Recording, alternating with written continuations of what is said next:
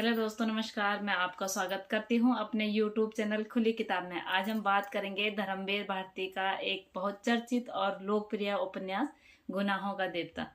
गुनाहों का देवता के बारे में आप सब लोगों ने सुना होगा, क्योंकि ये उस टाइम का भी बहुत चर्चित उपन्यास रहा है और आज के लोग भी इसमें जो प्रासंगिक चीजें हैं उनको बहुत पसंद करते हैं।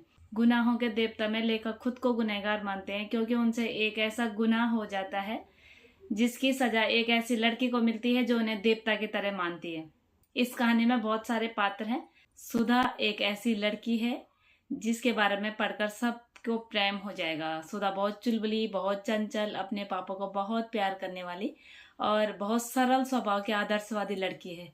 दूसरा इसमें चंदर है, बहुत साधारण और संवेदनशील लड़का है, अपने रिश्ते और समाज के बीच में संतुलन बनाने की कोशिश करता है। तीसरा इसमें विनीति है। विनीति सुधा की बुआ की बेटी होती है और कहानी में विनीति के आने से एक नया आयाम जुड़ता है। डॉक्टर शुक्ला भी इसमें होते हैं जो प्रोफेसर साहब होते हैं, और सुधा के पापा होते हैं चंदर के लिए एक बहुत आदर्शवादी व्यक्ति और पिता की तरह देखभाल करने वाले इस पम्मी।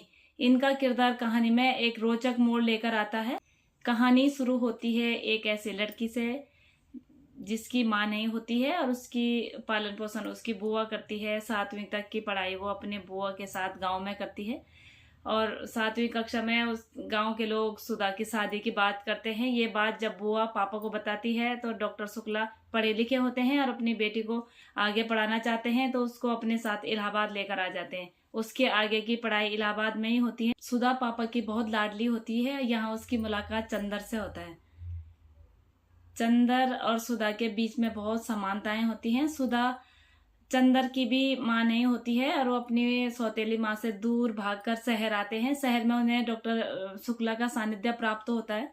सुधा और चंदर की दोस्ती हो जाती है, इनमें बहुत अच्छी बॉन्डिंग होती है। सुधा चंदर की सारी बातें मानती है। इन दोनों में एक ऐसी प्रेम कहानी होती है जो कहीं नहीं जाती है और जिंदगी भर जी जाती है। जब सुधा की शादी की बात होती है तो इन दोनों का प्रेम अपना स्वरूप लेकर प्रकट हो जाता है। ये दोनों एक दूसरे से बहुत प्यार करते हैं, लेकिन एक दूसरे से कभी अपने प्रेम को व्यक्त नहीं करते हैं। जब डॉक्टर शुक्ला चंदर को एक फोटो देते हैं और कहते हैं कि इस फोटो को सुधा को दिखा दो कि उसे लड़का पसंद है, तब चंदर सुधा के पास जाता है और उसे फोटो दिखाता है और उसे बहला फुसला कर तैयार करता है। ये कैसा प्रेम है कि वही उस लड़की के लिए एक लड़के के फोटो लेकर आ रहा है और उसे दिखा रहा है कि लड़का पसंद करे, तुझे कैसा लग रहा है।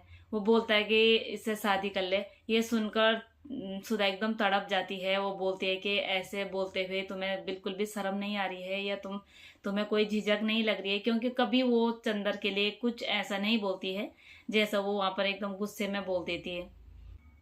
मानो चंदर अपने प्रेम का वास्ता देकर अपने शब्दों के जाल में अपने और उसके प्रेम की बलिदान दे देता है। चंदर सुधा से बहुत प्रेम करता है।